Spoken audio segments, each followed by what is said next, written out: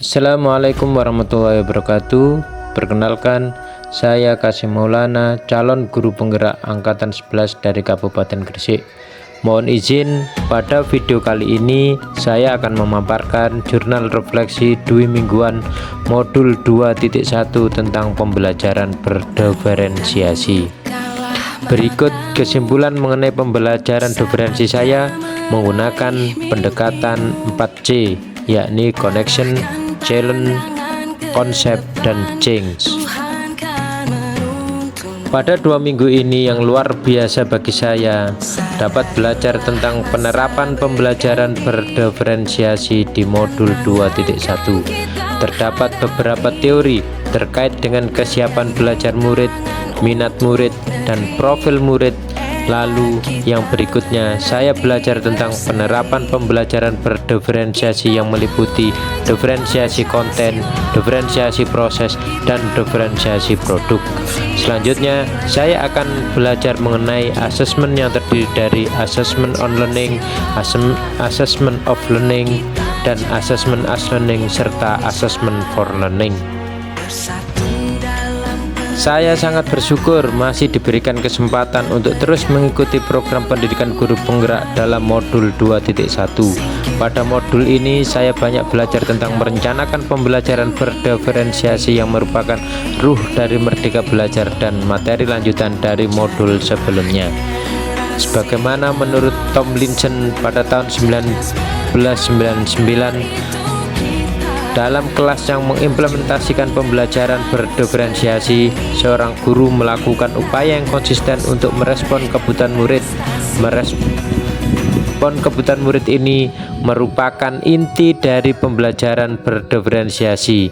Hal ini berkaitan erat dengan filosofi yang telah dicanangkan oleh Ki Hajar Dewantara mengenai pendidikan yang berpihak kepada murid.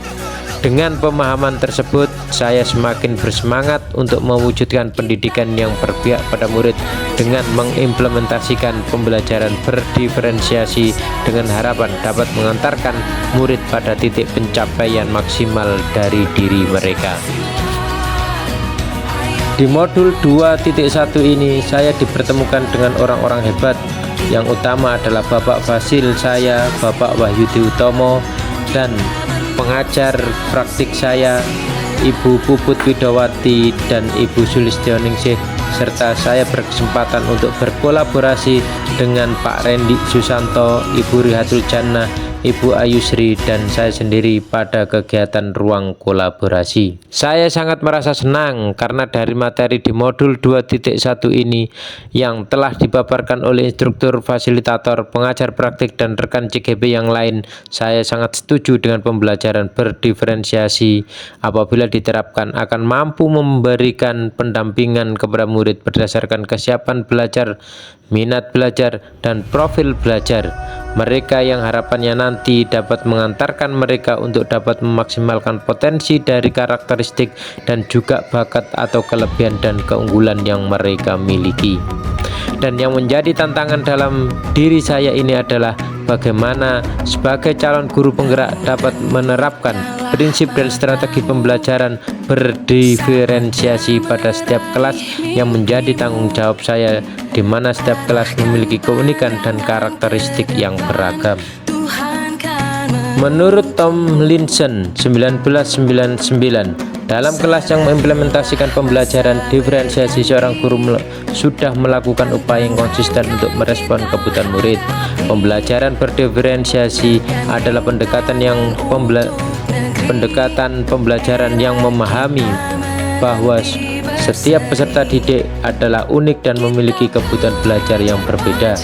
Adapun kebutuhan belajar murid berkaitan tentang kesiapan belajar, tentang minat belajar, dan tentang profil belajar murid. Sedangkan strategi pembelajaran berdiferensiasi berkaitan dengan diferensiasi konten, diferensiasi proses, dan diferensiasi produk. Dalam penerapan pembelajaran berdiferensiasi, tidak semua strategi harus diterapkan. Kita bisa mengambil salah satu strategi, dua, atau bahkan ketiganya sesuai dengan kebutuhan murid, dan guru diharapkan dapat menggunakan berbagai pendekatan belajar sehingga mereka sebagian besar murid menemukan pembelajaran yang sesuai dengan kebutuhan mereka. Setelah mempelajari modul 1.1, 1.2, 1.3 dan 1.4 dan sekarang 2.1, saya berharap dapat mengimplementasikan pembelajaran berdiferensiasi di sekolah. Saya ingin berusaha lagi untuk dapat menjadi pemimpin pembelajaran di kelas yang benar-benar dapat menghadirkan pembelajaran yang berpihak kepada murid.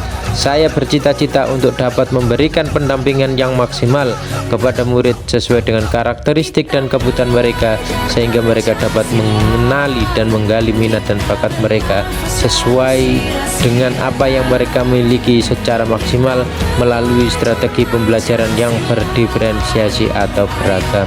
Terima kasih telah menyaksikan video kali ini, semoga bermanfaat. Akhir kata, assalamualaikum warahmatullahi wabarakatuh.